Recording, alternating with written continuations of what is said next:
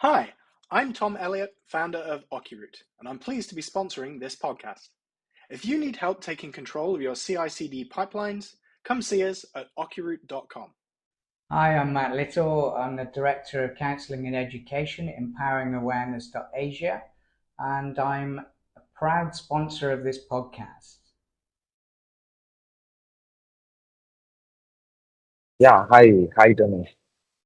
What's going on, sir? It's good to see you.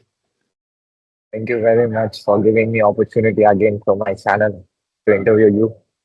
Yeah, I'm very fortunate. Well, thank you for your patience in trying to work this out. Yeah, I appreciate it. We'll have some fun. What do you want to talk about? So it has been long time with my time. I have interviewed you a couple of years ago, I think 2 or 3 years ago, and I see a lot of change in you. So what's Yeah, going on? yeah. I guess that was about 2021 or so. Maybe you were just Yeah, starting. You had like 40 videos at most, and now you've got what, thousands, right? yeah, Yeah. correct, sir.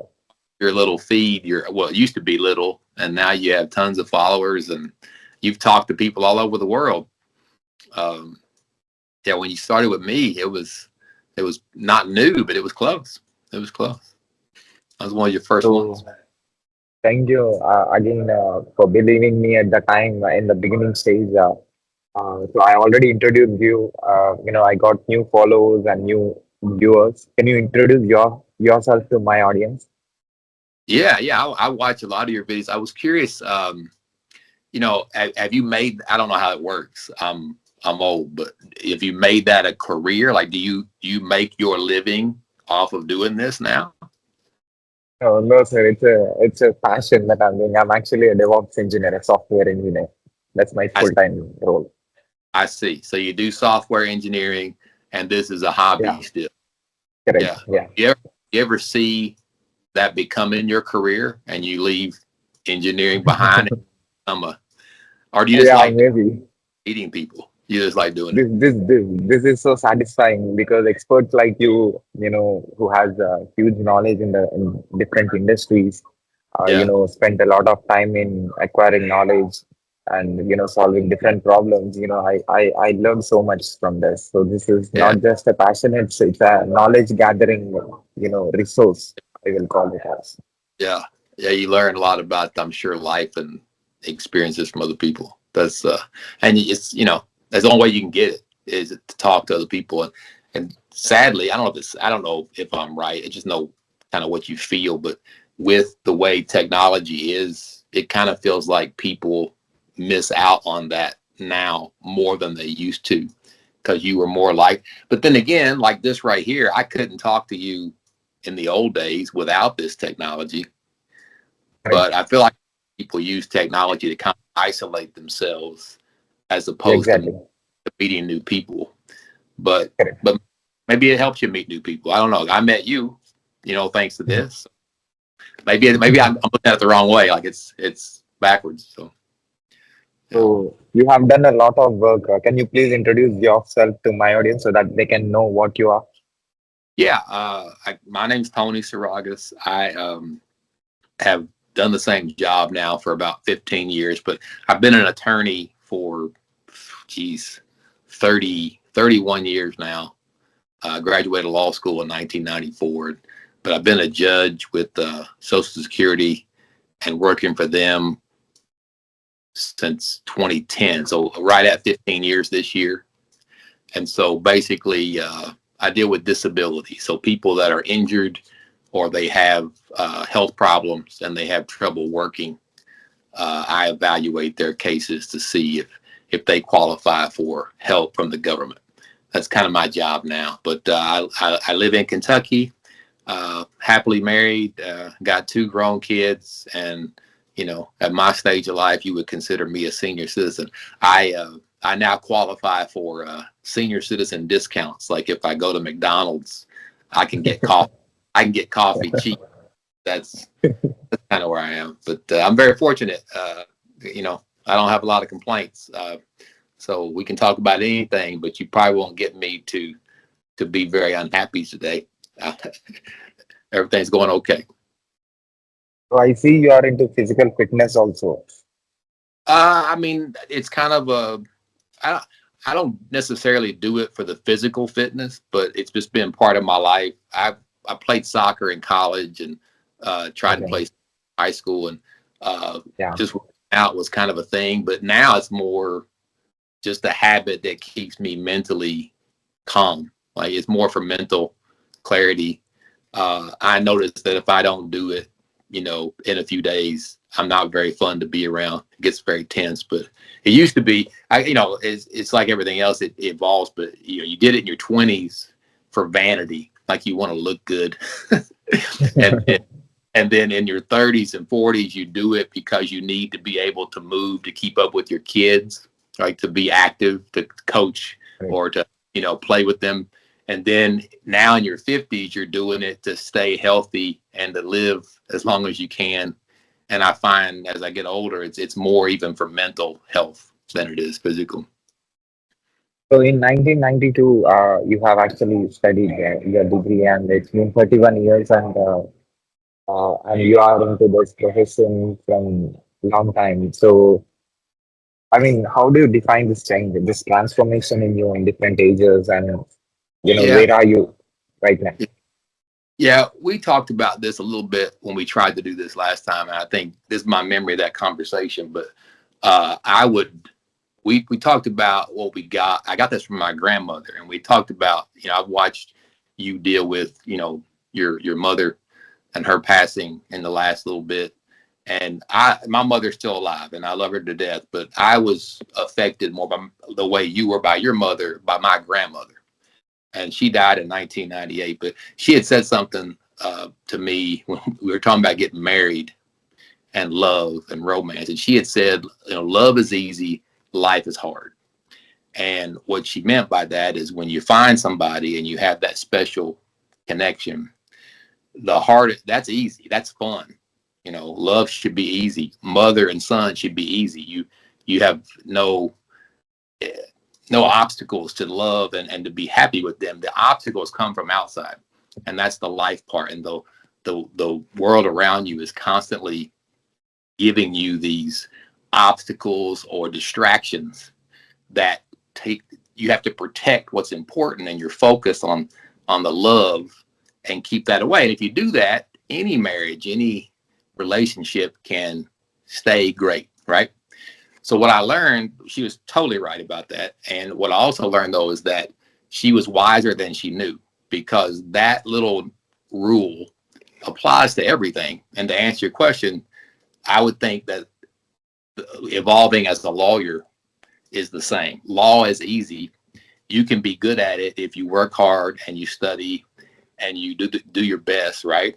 But the issue is that over time, no matter what you're doing, law, love, whatever, uh, the world around you is constantly, creating distractions. It could be a lack of focus because everybody's on their social media or phone. It could be something bad happens and somebody gets a sickness, or it could be financial. There's always something. And it's even more so, I feel, now in the world we live in today than it used to be. There's just more distractions, more things to do, more things to worry about. And what I find is, over time, that's still always the goal, to focus, to concentrate on what is important. And that's your job and career. It's obviously important. And over time, I feel like it gets harder. Like, and it's not harder. It's just, I guess it is harder. And I just don't know why. It could be part society that things are just more, like I said, it's just more distraction, but it also could be some fatigue. It could be, I feel like, that saying that you can't teach old dogs new tricks, right? I think you can, but I think you lose a little energy. Meaning, for example, if I started now raising children and trying to be a good dad with the person I am now, I don't know that I have the same energy to be able to focus and stay on it the way I was when I was 20 or 30, right? And same thing for law. Like, I'm into my career. I've done the same thing for years. So it doesn't take as much energy to stay focused and to do a good job. If you told me, Tony, you're going to learn something completely new now and start all over, I don't know that you have the energy as you get old. It's like a computer or a car. It just kind of slowly, it's not decay. It's just, okay, let me give you this example. Stop me whenever you want to change the topic, but I used to watch this old movie about a baseball pitcher. It's called For the Love of the Game. It's not a great movie, but it's got a good analogy in it. The pitcher is pitching baseball, and at first in the game, he can just close out all the fans, all the noise, all the distraction, and he can just see nothing but what he's got to do. And he calls it closing the mechanism. And by the 6th inning, his arm hurts. By the 7th inning, he's tired. By the 8th inning, he's not doing as great. So there's distraction. And he tries to close out everything and only hear and see what's important. And it gets harder and harder. And that's my point. I feel like when you ask me how law has changed, it's not really as a profession. I don't see a lot. I know, there's AI and all these different things that have come into play, but it's still about doing the best job you can do and focusing. And I would say that the main difference is, as I've gotten older, is that ability to close things out that are not important and focus on what is important. And that's everything of life. Whether it's marriage, you just kind of get complacent or you don't concentrate as hard, and that can lead to decay. And every day you want to refocus and recommit, whether it's, toward your family or your wife or your job or whatever it is you're doing. That's the secret to me. If you can keep that ability, that skill, then every other skill can be done. Every other task can get there. So it's what she said, every task is really easy if you can deal with the hard part, and that's life. All right, I'll shush. What you got? So, how you made things happen without getting distracted? You said it is not possible not to be distracted in the social world. Yeah, it's probably different for everybody. Some people make lists. Some people, need a life coach. Some people need a trainer. Some people, get it from different areas. But I would say I got my ability from my dad. And, my dad, I'm actually going to Greece actually next week for the first time. I've never been to Greece, never been overseas. And he's from Greece. He came when he was 9 in 1956 to America and couldn't speak English. And, they had a really hard life that ended up really turning out pretty good. And it's the immigrant story of America. He came through Ellis Island and his mother and brought 3 kids, and they just made a life. And they're very tough people to do that, And when he got here, there weren't a lot of things he could do, not knowing the language, and they didn't have a lot of money, but he learned to work hard. And a little bit of that was, anxiety of being different, right? Of not knowing your way around, of being in a different place, right? And the way to me, what he taught me, the way you deal with anxiety or the way you deal with fear is to act, to work. And I watched him, he worked 4 jobs at one time, sometimes when I was a kid, so that we would have enough food and a good place to live. He was always working, and I didn't know it then, but as I got older, I look back at him now, and thankfully he's still alive. We could talk about it, but I learned how to focus and work from him. And he was constantly basically blocking out anxiety or fears of not being good enough or not doing enough or not doing enough for his family or whatever by work.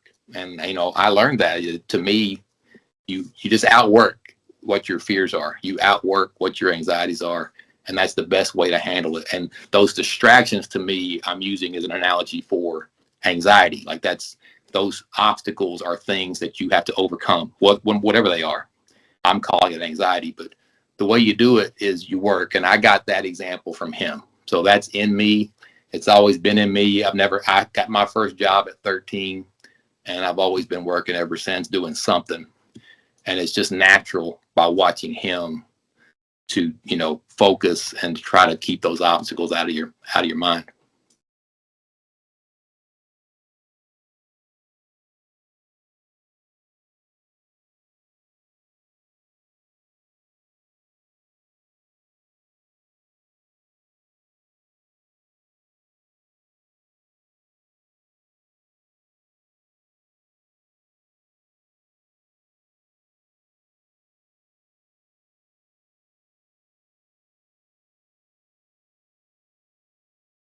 I was telling you, can you still hear me, Sai?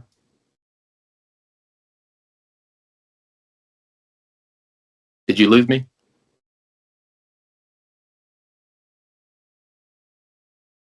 I can't hear you now. I don't know what happened. I can see you.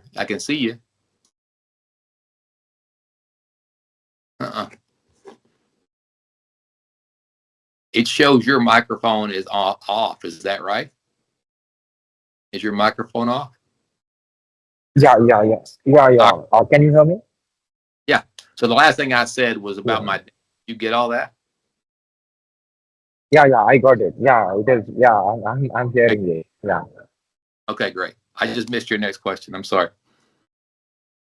Yeah, and so all these influences, your father, your grandmother, and you into sports, and you into the law system.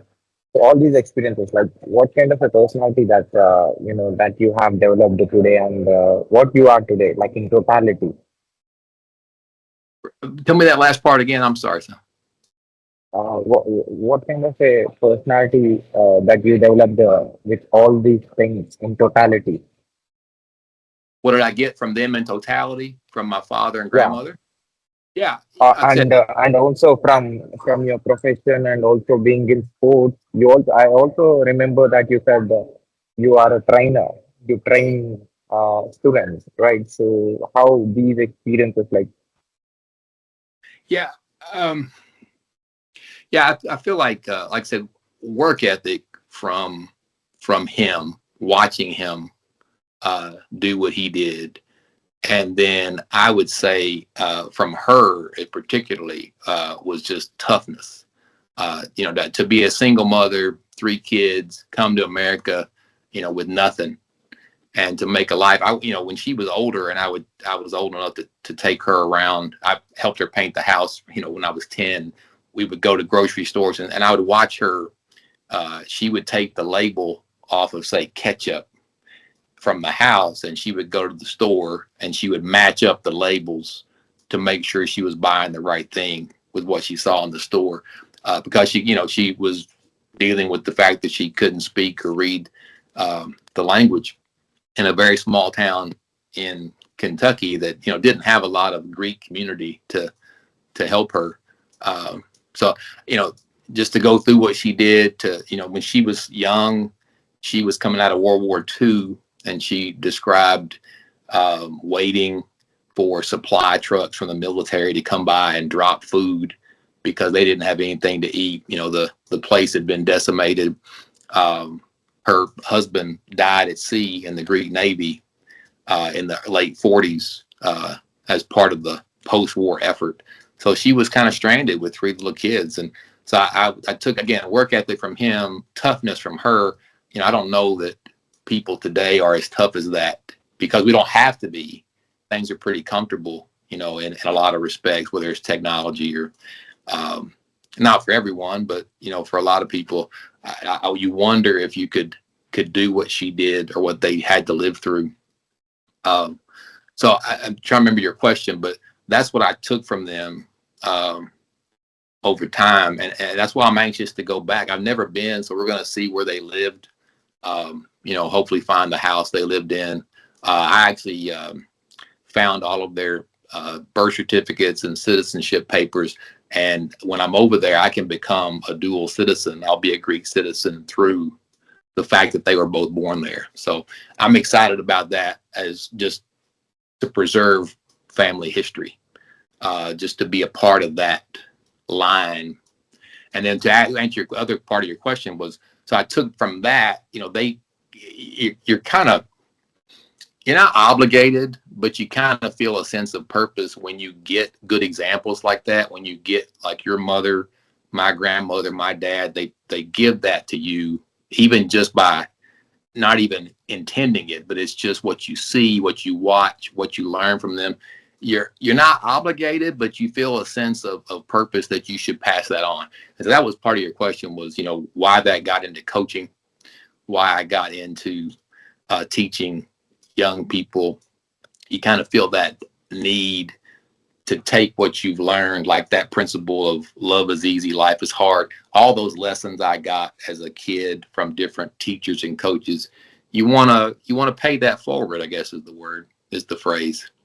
And that's what got me into it. And then I realized I really enjoy sports and kids, and it was a lot of fun. So that keeps you in it. But that's why you start. That's what I got from them. And how this 31 years of being a judge, how this experience actually made you, like, in as a person, like as a human being, how this impacted you? Yeah, what you do, the good news about that is when you do like a thing like coaching, or like you're doing, where you're meeting all these people, coaching exposes you to all different kinds of people, different races, different socioeconomic statuses, different attitudes, different levels of knowledge. And your job as a coach, and I coached 20 years of high school, middle school sports from age, say, 12 to 18.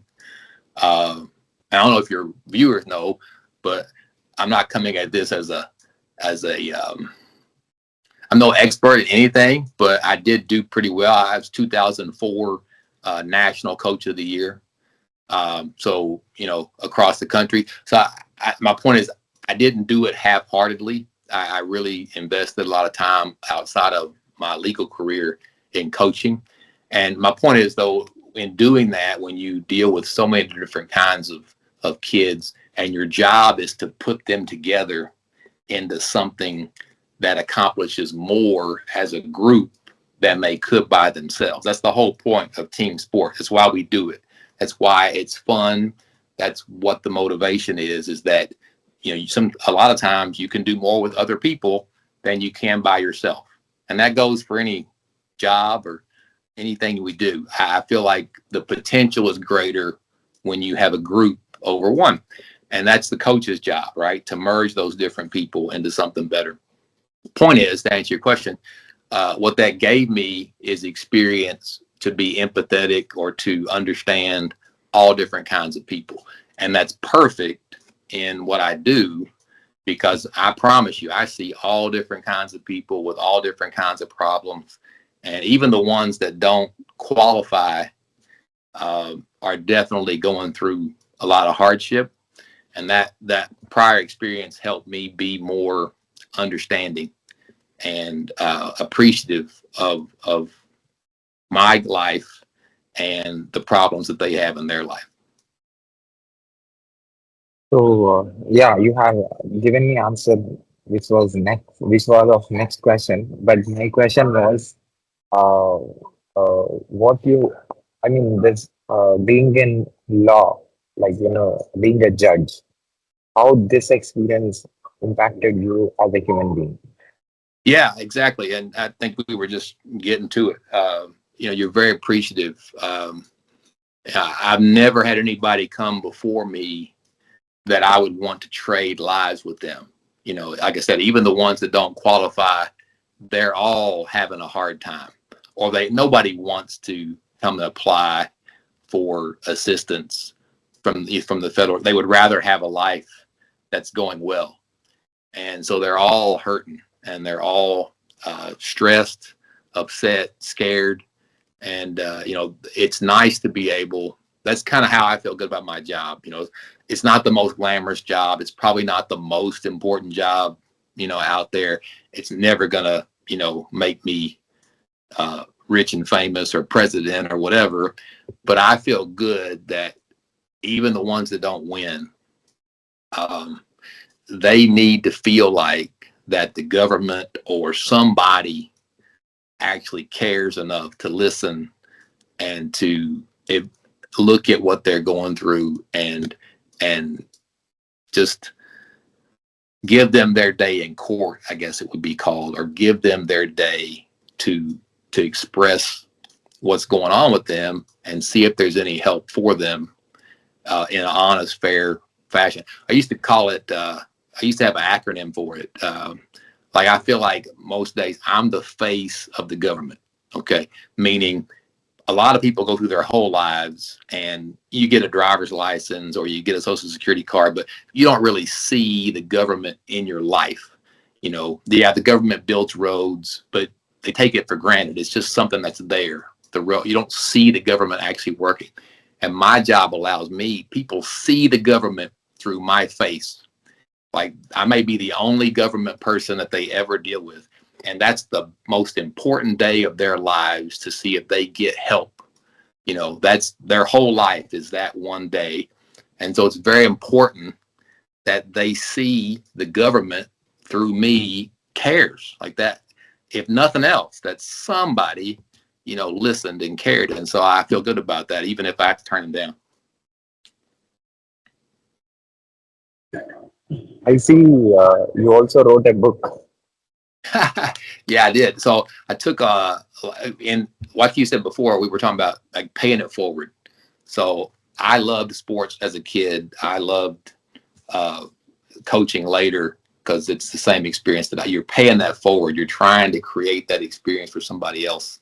And I took all those lessons from my coaches, those little sayings that are great, you know, the lessons you learn that you stick in your head. And I tried to write a story. It's fiction, but I wrote a story about a family, father and son, really, and that are dealing with life, all the obstacles that we talked about. And in the book, I try to use all those lessons and put those into the story, which is what you're doing as a coach. Like the people you coach, whether it's life or sports or whatever, nobody wants the bitter medicine of all the practices and the training, right? They want it to be fun. It's easier when it's fun. They want it to taste good, right? So that's what I did with the coaching. You know, you're trying to almost distract the kids while you're slowly injecting them with what they need. You try to make the practices fun so they don't even know they're working hard. And that's kind of what the book is. The book is a fun story, a fictional story that's entertaining. My goal was entertaining while you're slowly injecting all these life lessons in there from those coaches. And so if somebody picks that book up in 50 years and they want to know, hey, what would Tony have said about this?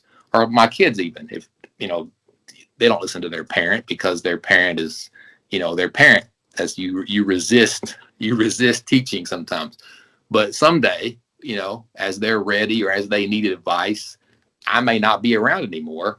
And it's in that book. Every lesson that I learned over the course of 50 years is in that book. I'll give you an example. One is a great quote that I got in the 9th grade. It's another reason why you should be very careful with your words, because you never know which sentence or which statement that somebody will remember. You never know which ones hit home. But for whatever reason, my 9th grade gym teacher, right? He was my track coach.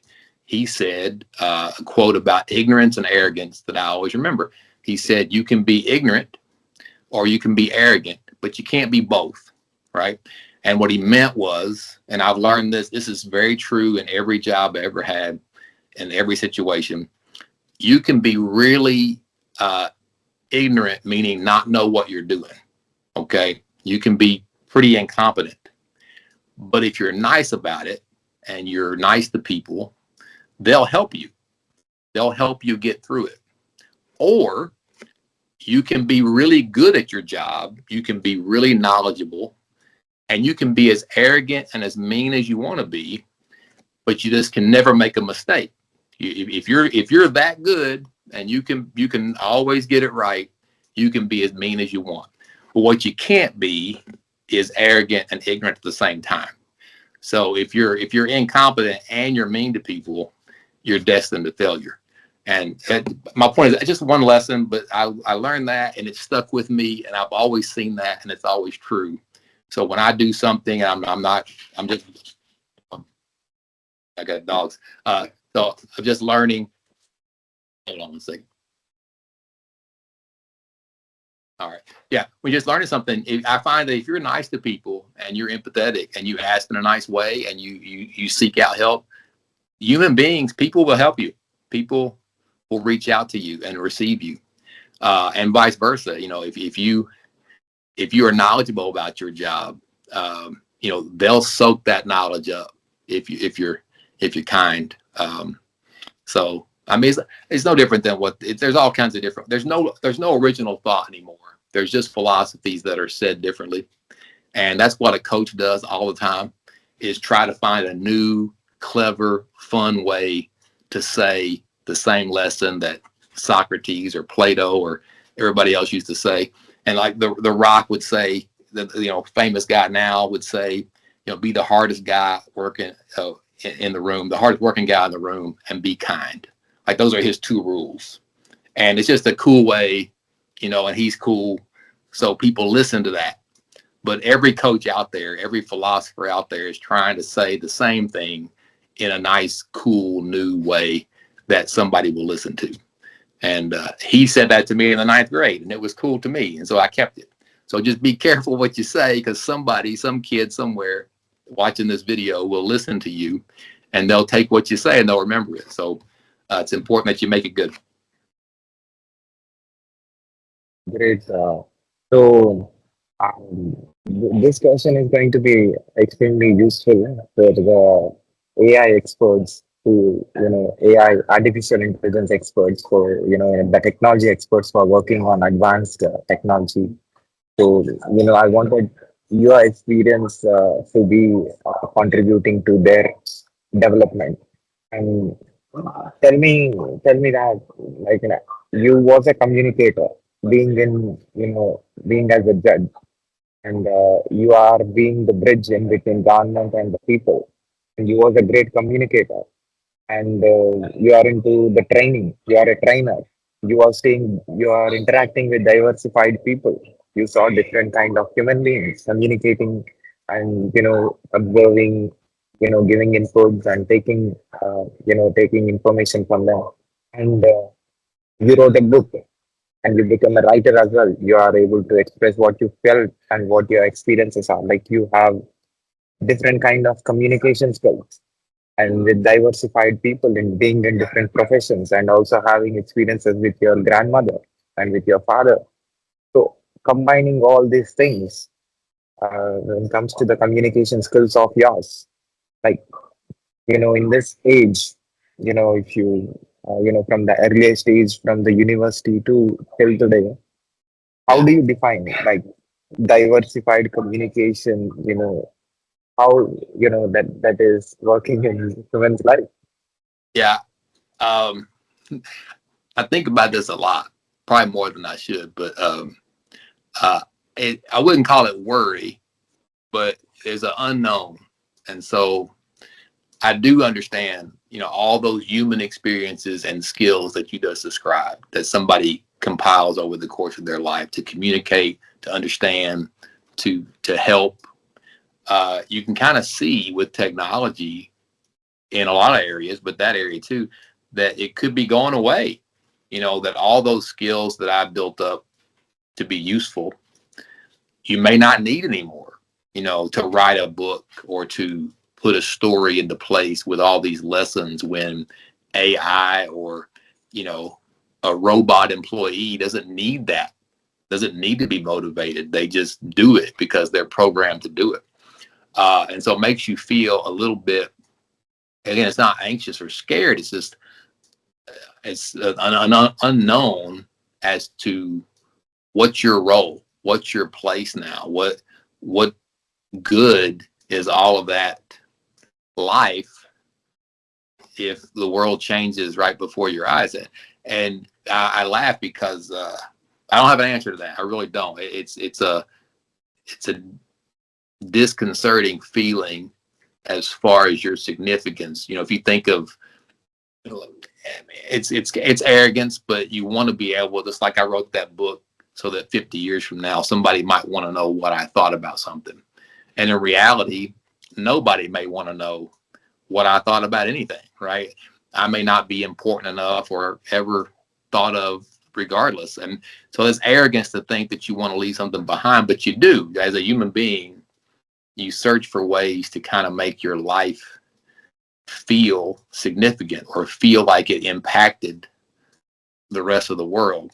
You just don't want to vanish into oblivion, right? And so it with the changes currently going on, it makes somebody like me wonder if that's even possible, because like we said from the very start, you kind of lose the energy to learn a whole new world or to kind of jump into the information age that we have, or the technology age that we have. I don't know what my role is supposed to morph into. So I worry about that a little bit. And then I also remember this comedian, though. I don't know if you follow Louis C.K. at all. He's been all over the map and up and down, but he's got a great bit about when you get to that point, that's kind of your signal that you're ready to get off the stage. Like you don't have to be afraid of it or worried about it, because if it doesn't make sense to you or you can't find your place, so to speak, that's kind of a symbol that it's time for you to retire and just kind of go on. Because the young people like you, they won't know any different. You're going to be fine with it. You're going to figure out a way as a human being to be relevant and to intercede your life into the new technology, just like you're doing now with these interviews and using technology, whatever it is, AI, robots, you're going to figure it out because you're young and you're energetic and you're focused and you grow up with it. Just no different than I grew up with, a VCR or a DVD for the first time, or a CD, things that are already obsolete, right? I used to actually buy records at the store that you played on a record player. Now all the music, of course, is on the internet. Anyway, my point is, I'm sure to my parents and my grandparents, the stuff I was doing seemed like, out of this world, and they probably felt like that they didn't have a place either. So it's just natural kind of progression. And I don't know if I answered your question on this one, because I don't have an answer as to what I'm supposed to do with the new world. Thankfully, I'm in a position, the federal government is not the most cutting edge of employers. It hasn't really gotten into AI to produce the work that I do, or to use those types of technologies in what I do. It's starting, but it's just starting. So I've not had to deal with that personally. And socially, what I see out there is, I don't know if anybody will read an actual hard copy of a book in the next generation. Everyone's got earpieces in and they listen to podcasts, and maybe you're wasting. Like, I'm writing a book now, another book, because it's fun, and I feel like I have something to say, but it could be a dying technology that you're investing time in. I totally understand that. So, yeah. So if technology experts are watching well, and with all their experiences with human connections, like human relationships that you had, so what do you say to them, like how the technology should be, How is the technology again? Say it again. how the technology should be, the upcoming technology, advanced technology. Yeah. Yeah. I don't know that what I think matters about that. I'm not in any kind of position to run, but obviously technology helps. It makes everything, or at least the intent of it is to make everything better. I do, and again, this is where I sound like a cranky old man that just needs to retire. So I don't want to sound like that. But I do feel like there's a level of comfort and complacency, or you don't have to work as hard in many respects to do the same amount of work that you used to have to work harder to do. And that there's another comedian I follow that calls that reverse improvement. And, you know, I think technology is going to go regardless. It's going to keep going forward. So you can't stop it. That's my point is I don't know that it matters what I think, but I do think there's a level of technology that it's okay. It's like a roller coaster. If you think of a roller coaster and you go up the roller coaster slowly, right? And everything's going better, better, better. The view gets better. It's beautiful. You get to the top of that roller coaster and you can see everything. And it's not taken off yet. And it's just starting to where you can feel the breeze in your hair and you can see everything. And it's that feeling of wee, like it's perfect. There's a perfect moment there where the roller coaster can't get any better. Because once it starts, it's going to start corkscrewing and flipping, and it's just a wild mess. Okay. Well, that's kind of how I feel about technology. I feel like there was a point there in the 80s and the 90s and the 2000s where technology was just good enough, where we had, you know, computers and phones and access to information, and whether it's anything from Netflix to Amazon, like there was a point there where everything was just the right amount of ability and technology and exposure. And then at some point, it's gone past the point to where, you know, you have too much exposure too soon, to where, you know, you have all these kids who are anxious or stressed, or they're vain, or they're, you know, they're losing their happiness because they see everything before they're ready to handle it. And I give another comedian quote is Dave Chappelle says, you know, you can't care about anything when you know everything. And that's what I worry about for your generation, and especially your kids someday, is that you're exposed to too much too soon before you can handle it or before you're prepared for it. I didn't have that problem. You know, I just knew I go to school, I get a job, whatever's in front of me. I didn't know that the people down the street were doing something else, or the people in another country were doing. I didn't compare myself all the time because I didn't have the access. I didn't hear news stories every day that made me stress. We didn't have to worry about that. And so way back to our first question is, it's harder now to keep out the distraction because you have more knowledge, you have more exposure. And so I'm kind of rambling about technology, but that's a negative I see, is too much exposure, too much distraction. You can't even tell what's true if what you're reading on the internet, you don't even know if it's a doctored photograph or if it's, you know, a news article that has any kind of authenticity, or if it's been vetted for sources. And so people are more prone to distraction and misinformation. And that's a hard thing. That makes life a lot harder to stay focused on and know what's important and what's true. So I worry, that is what I would say to you, but I don't know that you can stop the roller coaster now that it's over the top of the hill. You're going to have robots, and you're going to have AI, and you're going to have, I worry, a generation of people that, you know, they have Netflix and they order their DoorDash and their Amazon, and they don't really have to experience people like you're doing, or experience hard work like you're doing. And what kind of person does that create?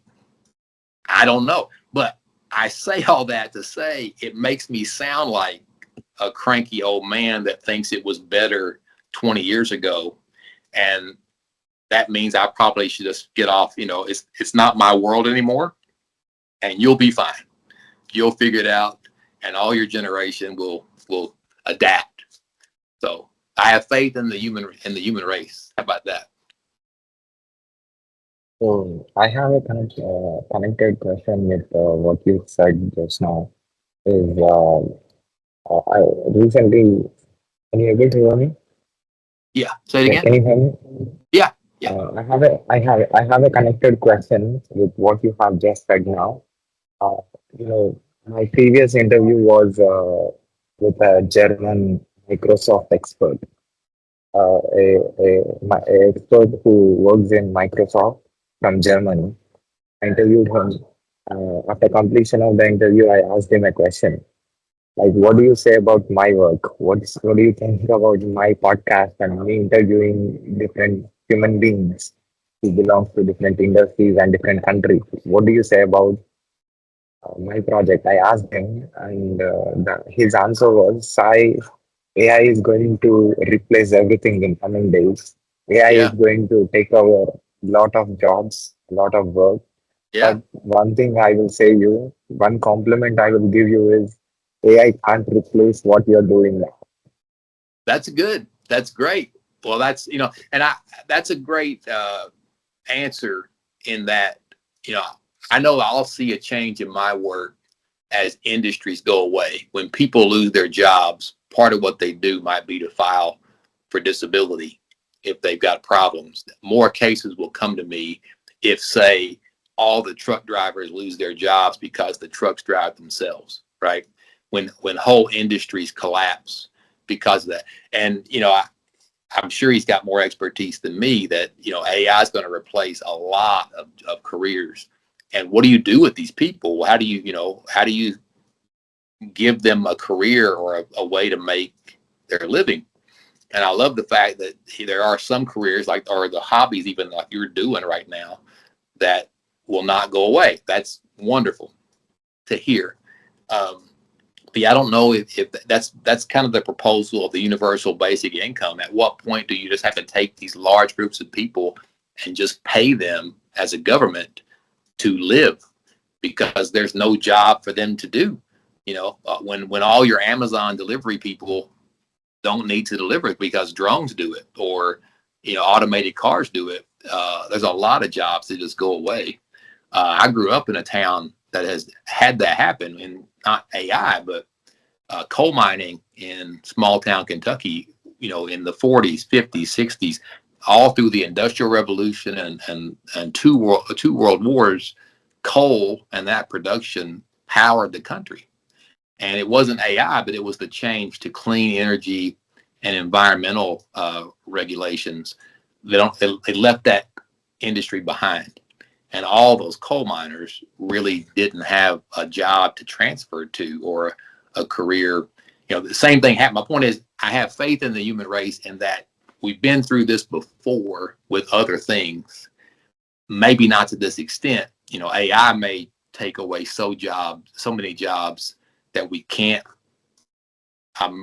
evolve as an economy. I worry about that.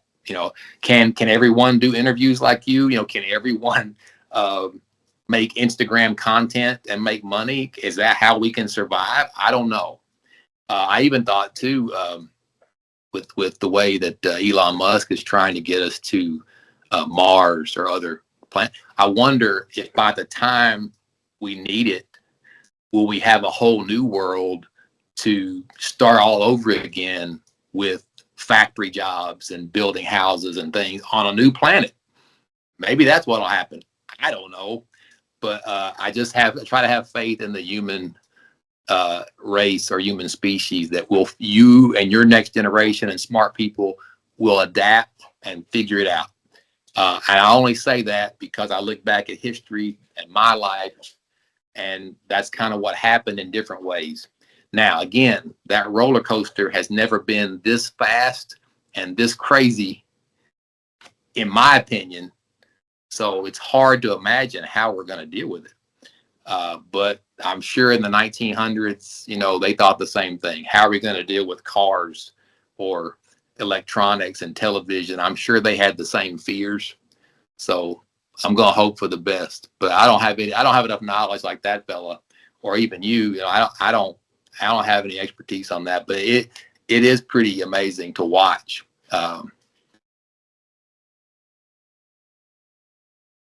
Oh, So my intention to do this global project and interview experts from all around the world is to like it is a good cause that I'm doing, not just interviewing it just for the passion.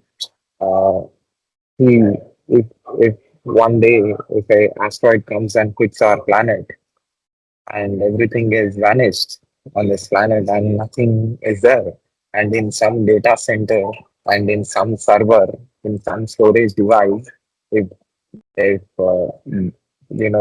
some species from other part of the planet, other part of the universe, like aliens or any other species are they try to find it on our planet, and they come and they search and they find a data center, and where there is a server, in that server there is a storage of these videos that I'm doing, and where you and me talking like this.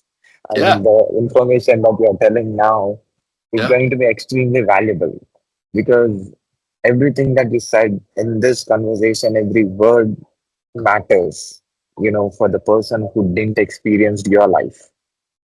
yeah. Well, I agree with that, and I hope that's still true in future generations. Because I do think that's why you write a book of all your lessons. That's why you have an Correct. interview, meet people.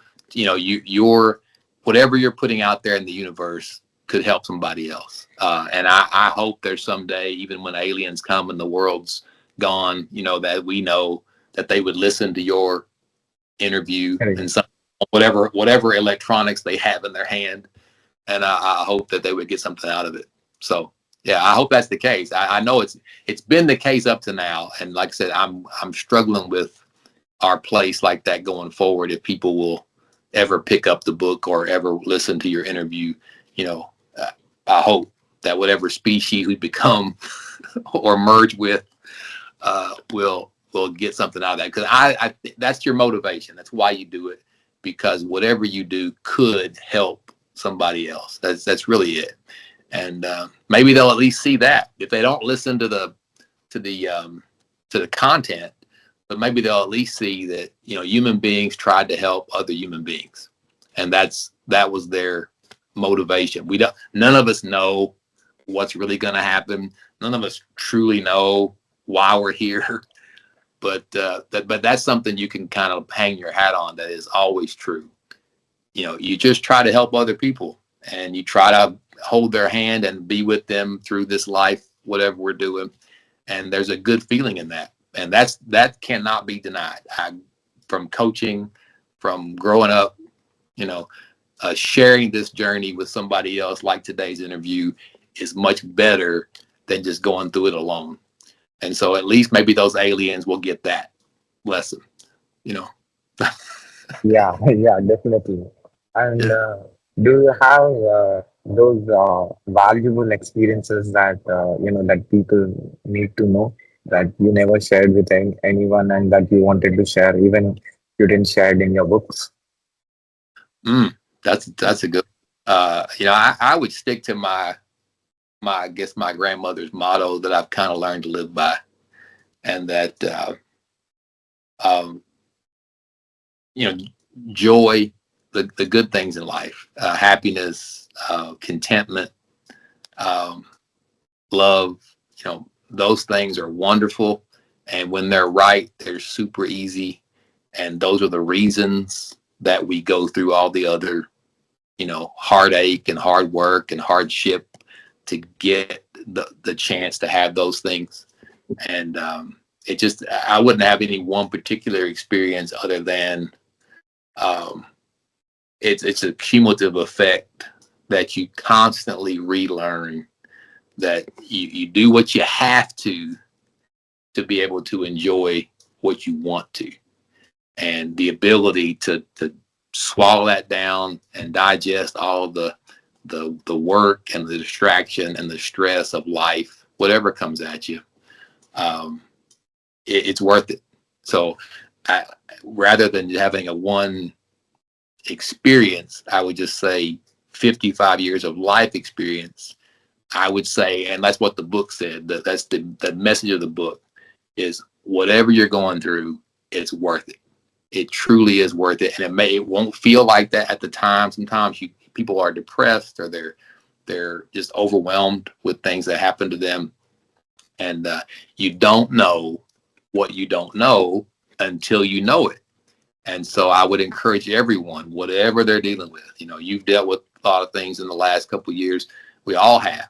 And you may feel at certain times that it's just unbearable, or why are we doing this? This is not worth it. And that's not true. And no matter how you feel, when you get through whatever storm you're in, you get to a different place, and you can appreciate that. So that'd be my lesson. And I would tell the aliens that when they come, if they're having a hard time, keep at it. Just keep at it and believe that there's something else coming. And in my experience, it has been true. So one last question is, um,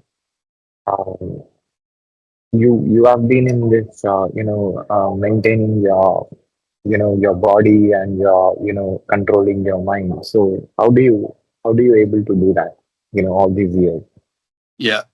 Well, like I said, exercise is one. It doesn't have to be, I'm kind of religious about it, and it's been a habit my whole life, but you don't have to do an extravagant, workout program.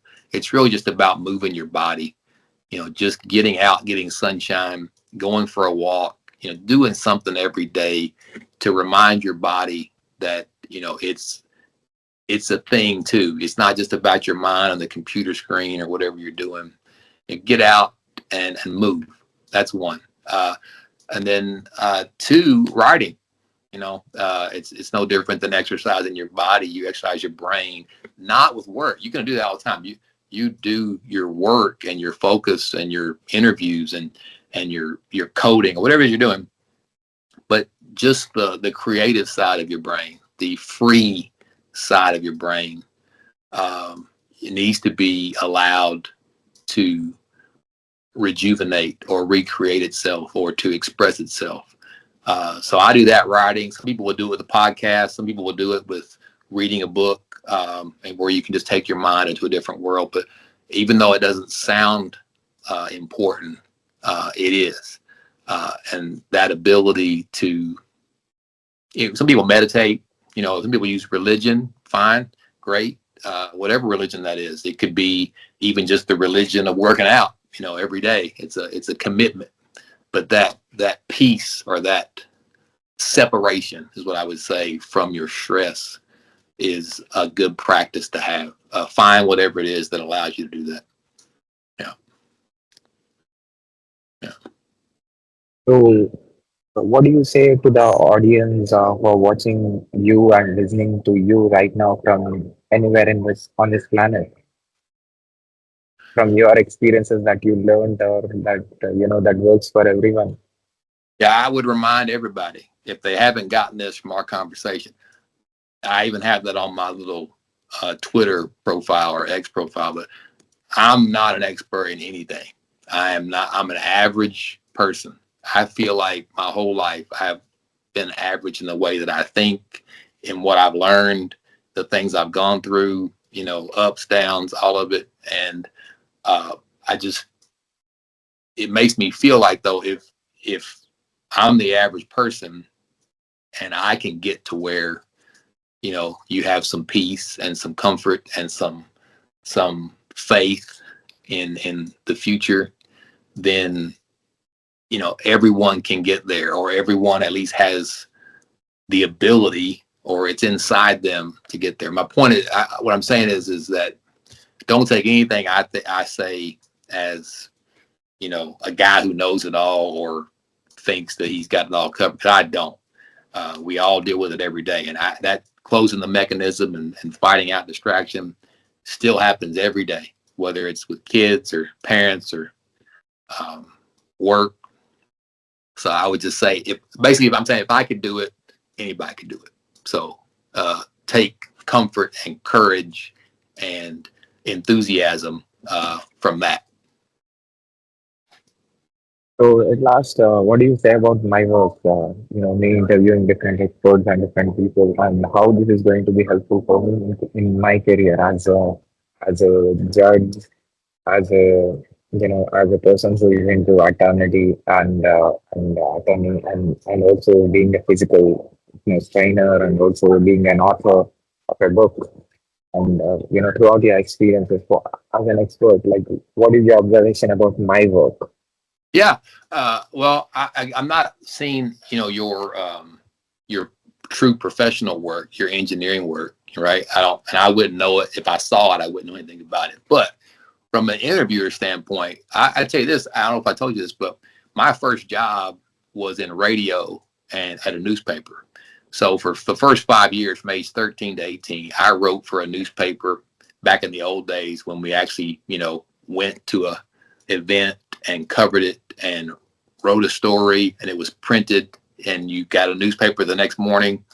And the old radio where I did the weather and the news and I played records and all of it.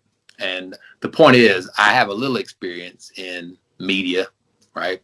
In writing stories or reporting things. And I would say you do an excellent job. And you kind of were a natural at it because my memory of our first interview in 2021 is that you were the same as you are now. As far as the great parts about what you do is that it's very conversational. It's very comfortable. You're not reading off a script, or if you are, you can't tell. And your next question flows from the answer from the question before it. So you don't have a rigid list of questions that you stick to. You kind of just flow with where the conversation goes. And that makes, I think, when somebody listens to this or listens to you, when I listen to your other videos, it makes it more enjoyable. And it also makes it more palatable or easier to listen to than somebody who's just rigid and reading off a cue or trying to get certain things covered, no matter what that person says. You're actually listening and adapting the conversation. So I think it's excellent. And I would encourage you to continue that ability just to be, conversational and friendly to and caring to the person you're talking to. That comes through very much. Oh, how these conversations are going to be helpful for my career. One more time, I'm sorry. How these conversations with different experts are going to helpful for my career. Communicating with different experts who are into different industries and who are into different professions and who are into different age groups. How these diversified communicating experience globally is going to helpful for me for my career. What would I give you as advice to improve upon your communication? Yeah, is that what you said? Okay. Yeah, sorry. exactly. Yeah, I'm sorry. Yeah,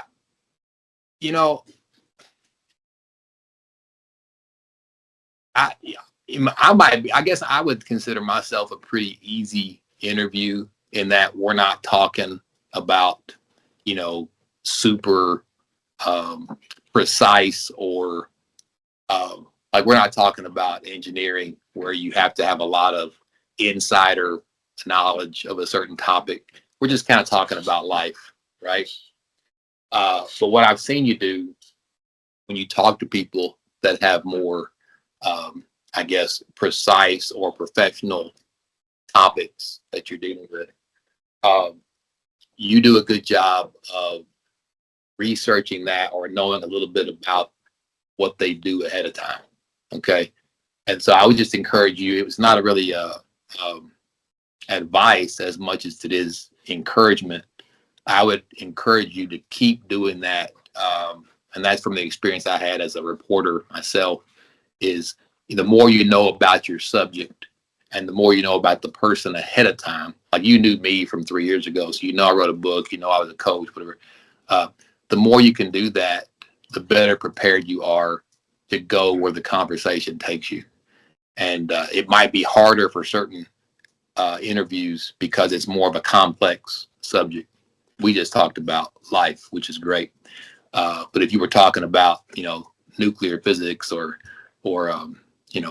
calculus to me, then you need to know a little bit about that topic. Or if you're talking about to somebody who's had, a life and a career in a place that you're not familiar with. If that Martian comes down to you and you interview the Martian, you want to know where they're from and what they've done and a little bit about that to make yourself a better interviewer. That's what I would say. So, can I, Tony, sorry, can I put this video on my podcast, this clip on my podcast with your permission? If you think that people will listen to this, you put it anywhere you want. I'm happy to talk to you, and I wish you well. I hope it goes, viral. Definitely. At least it is. Yeah. It is. It is extremely enjoyable, and it's great to know your experiences and know what you felt and what things worked for you. I'm sure even at least one person from anywhere on this planet changes in a positive way. You Yeah. are going to be the supporter, and I'm going to be the contributor for that. We did our job today then, right? So 2021 and now 2025. So when the next book gets finished, it'd be 2029. We'll do it again. Definitely. Or Can you share your books? Can you share your books to my audience? Can you spell it so that they can get it who are Yeah. listening to this? Hang on. Who's back here? Yeah, hang on. Sure. This is the one that I would recommend that they read. I don't know if you can see this, but it's Once Upon a Rhyme. And this is the book that encourages everyone to remember it's worth it. Whatever they're going through, basically don't give up. So you'll get through it. And there's all those coaching lessons are in there. And it's just a story about a father and son for 1 week and all they go through. And it's got all the lessons. So yeah, that's Do you want to share? Do you want to share your online presence to my audience? If you wish. I don't have a great, online presence, but I do have X and the books on Amazon. But that's about all I got. But you're welcome. What's the name? Yeah, what's the name? Like Tony the Greek. Can you spell it? Yeah. Spell it?